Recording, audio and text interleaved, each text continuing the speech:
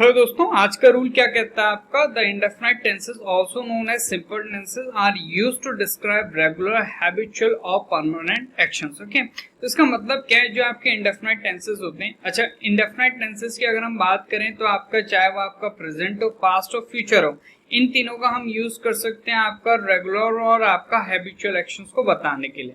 ठीक है, अगर हम बात करें सिर्फ और सिर्फ आपका परमानेंट एक्शंस का, तो ये चीज आपको ध्यान रखनी है, परमानेंट एक्शन जो होते हैं वो सिर्फ और सिर्फ आपका प्रेजेंट इंडेफिनाइट टेंसेस में ही हम यूज कर सकते हैं।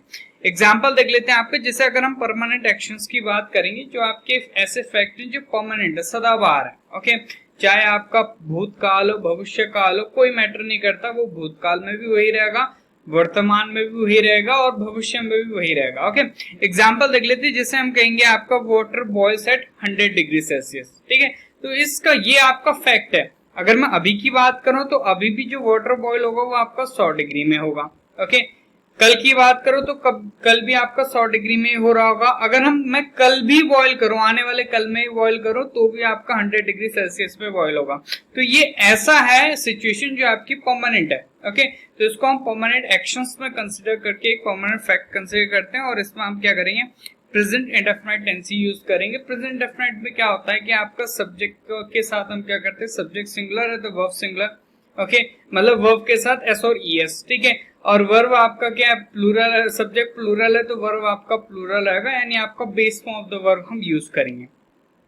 एक और आपका एग्जांपल देख लेते हैं आपका परमानेंट फैक्ट का। ठीक है, तो वो क्या है आपका? जैसे मैं कह देता हूं आपका humans need oxygen to live, तो ऑब्वियस सी बात है भाई, ऑक्सीजन ही चाहिए होती है ना हमें सांस लेने के लिए। ओके, जिससे हम जीवित रहते हैं। ओके, तो ये आपको ध्यान रखना है, ये भी आपका क्या परमानेंट फैक्ट है। कल भी मैं ऑक्सीजन की हेल्प से जीवित था, आज भी हूं और कल भी रहूंगा, तो ये सदाबहार वाली सिचुएशन हो गई। तो ये आपका बिल्कुल नीड बिल्कुल करेक्ट है, क्योंकि ह्यूमंस नाउन जो है वो आपका प्लूरल हो गया, नाउन प्लूरल हो गया, तो वर्ब भी आपका क्या होगा? प्लूरल होगा according to the subject verb agreement. ठीक है, तो नीड आपका करेक्ट है।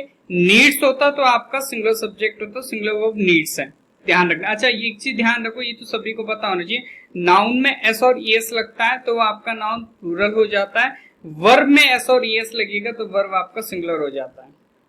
क्लियर है? ये चीज आपको ध्यान रखना है। ह्यूमन सब्जेक्ट है, नीड मेन वर्ब है, ऑक्सीजन नाउन है, टू लिव आपका इंफिनिटिव है, जो क्या कर रहा है? अच्छा, यहाँ पे जो टू लिव इंफिनिटिव है ना, ये आपका क्या एडवर्ब की तरह काम कर रहा है, नीड वर्ब को क्या कर रहा है? मॉडिफाई कर रहा है। कैसे पता चला हमने? क्यों, वाई का रिप्लाई। ओके, क्यों चाहिए, क्यों जरूरत है, तो वाई का रिप्लाई देने वाले वर्ड्स फ्रेजेस क्या होते हैं? आपके एडवर्ब फ्रेजेस होते हैं। क्लियर हो गया?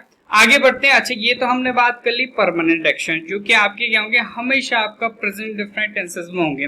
लेकिन अगर हम बात करें रेगुलर एक्शंस की, तो अगर आपका कोई भी एक्शन रेगुलर है और वो आपका वर्तमान में चल रहा है, ओके, वर्तमान का रेगुलर एक्शन है, तो वो आपका प्रेजेंट इंडेफिनिट टेंस में लिखा जाएगा। जैसे एग्जांपल देखो, मैं कहूंगा आपका she reads a book every evening, तो हर इवनिंग को वो क्या करती है? आपकी किताब पढ़ती है। ओके, मतलब अभी प्रेजेंट टाइम में उसका हर इवनिंग में क्या है? आपका एक एक्शन है। ओके, रेगुलर एक्शन है, वो आपका क्या? प्रेजेंट डेफिनेट टेंस में।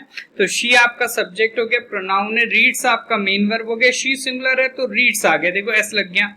ओके, शी अगर शी की जगह दे होता तो रीड होता। Okay, plural verb. अब बुक की हम बात करेंगे तो बुक नाउन है, ए आर्टिकल बुक नाउन को डिटरमाइन कर रहा है। एवरी इवनिंग की बात करेंगे तो इवनिंग नाउन है, एवरी डिटरमिनर है, जो नाउन को क्या कर रहा है? इवनिंग नाउन को डिटरमाइन कर रहा है। ये एडवर्ब फ्रेज है, व्हेन का रिप्लाई, कब। ओके, तो हमें रिप्लाई मिला हर शाम को। ओके, तो व्हेन का रिप्लाई देने वाले वर्ड्स भी आपके एडवर्ब होते हैं। वाई का रिप्लाई देने वाले, जैसे मैंने टू लिव बताया था, वो भी आपका एडवर्ब है। ये क्या कर रहा है? रीड वर्ब को मॉडिफाई कर रहा है। अच्छा, आगे बढ़ते हैं। अगर हम बात करना चाहें कि ऐसे एक्शन जो पास्ट के रेगुलर एक्शन थे, ओके, कई चीजें ऐसी होती है ना कि उसने कल तक ऐसा काम वो रोज कर रहा था, समझ लो। ओके, लाइक मैं कहूंगा कल तक मेरा दोस्त रोज क्या कर रहा था? वहां पार्क में घूमने जाता था, तो कल तक का पास्ट का एक रेगुलर एक्शन था ना उसका। जैसे मैं कहूंगा आपका शी, अब यहाँ पे रीड नहीं, रेड है, वर्ब का second form, read red red. Okay, तो ये आपका वर्ब का सेकंड फॉर्म में ध्यान रखेंगे, तो ये पास्ट की बात हो रही। She red a book every evening, तो वो हर शाम को बीते हुए टाइम पे बुक पढ़ती थी। क्लियर है? तो ये आपका पास्ट का क्या हो गया, रेगुलर एक्शन हो गया, जो आपका पास्ट इंडेफिनिट टेंस में लिखा जाएगा, ध्यान रखेंगे। तो रीड आपका रीड नहीं है, ये रेड है, वर्ब का सेकंड फॉर्म है, शी आपका सब्जेक्ट है, आर्टिकल हमने यूज कर रखा बुक नाउन को क्या करने के लिए, डिटरमाइन करने के लिए, रेड वर्ब का ऑब्जेक्ट हो गया अ बुक, एवरी इवनिंग फिर से वही है, ओके, एडवर्ब फ्रेज है, व्हेन का रिप्लाई, ओके। तो ये चीज आपको ध्यान रखना है। तो अभी हमने देख लिया कि पास्ट का रेगुलर एक्शन हो और आपका प्रेजेंट का रेगुलर एक्शन हो तो कौन सा टेंस यूज करना है। अगर हम बात करें ऐसे एक्शन की जो आपका फ्यूचर का रेगुलर एक्शन होने वाला है, ओके, आप नहीं कहते कि सुबह सुबह की कल से भाई मैं जिम जाऊंगा, समझ रहे हो, तो वो एक्शन कल से करेगा, ओके। अगर मैं कह देता हूं कल से मैं रोज तो नहीं कहूंगा भाई, कल से मैं हर मंडे को, रोज भी कहूंगा वो भी रूटीन हो गया, ठीक है, एवरीडे हो गया उसके लिए। अगर मैं कहूंगा कल से मैं हर मंडे क्या करूंगा, जिम जाऊंगा, तो वो आपका फ्यूचर का रेगुलर एक्शन हो गया ना, हर मंडे होगा फ्यूचर में, सिंपल सी बात है, समझो मेरी बात को, ओके। तो फ्यूचर का रेगुलर एक्शन हो गया।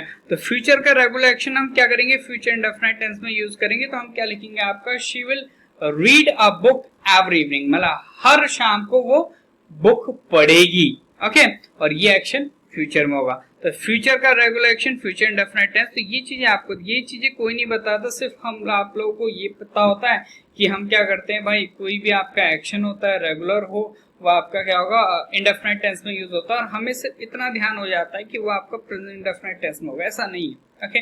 अगर पास्ट का रेगुलर तो वैसे पास्ट में लिखोगे, ओके, जो कल तक हो रहा था। प्रेजेंट का है जो चल रहा है अभी भी, ओके, होता है, उसको हम प्रेजेंट में लिखेंगे। जो कल से होगा रेगुलर एक्शन उसको हम फ्यूचर में लिखेंगे ना, ओके। तो ये चीजें आपको ध्यान रखना है। शी सब्जेक्ट है, विल रेड अगेन आपका वर्ब हो गया, अ बुक नाउन फ्रेज हो गया, जो विल रेड का ऑब्जेक्ट हो गया। एवरी इवनिंग की बात करेंगे तो ये आपका क्या हो गया, एडवर्ब हो गया, व्हेन का रिप्लाई। तो ये कंसेप्ट आपको ध्यान रखना है, ठीक है। मुझे नहीं लगता इसके बाद कोई डाउट आपके मन में रह गया होगा, ओके। चलिए अब इसी से रिगार्डिंग आपके 3 इजी क्वेश्चंस है भाई, ये आपको खुद करने, और क्या क्या इनके आंसर्स हो सकते हैं वो भी आपने लिखना है, ओके। जैसे एवरी समर वाला है तो यहाँ पे आपका वी वेंट लिखेंगे, तो मतलब हर समर को जाते थे ये बीच में, अब नहीं जाते, अब ट्रैकिंग पे जाते हैं, ओके। पास में होता था। अगर यहाँ पे लिखेंगे एवरी समर वी गो, अभी भी जाते हैं। अगर हम यहाँ पे लिखेंगे every summer we will go, तो हम जाएंगे हर समर को, अभी तक नहीं जाते थे, अभी तक ट्रैकिंग में जाते थे, अब जाएंगे भाई, या फिर अभी तक कहीं नहीं जाते थे, अब जाएंगे। तो ये चीजें आपको ध्यान, इसी तरीके से आपको क्या करना है, जितने भी 3 क्वेश्चन है इनके पॉसिबल आंसर्स आपको कमेंट में करने हैं, ओके। सो मिलते हैं in the next section, till then जय जय भारत।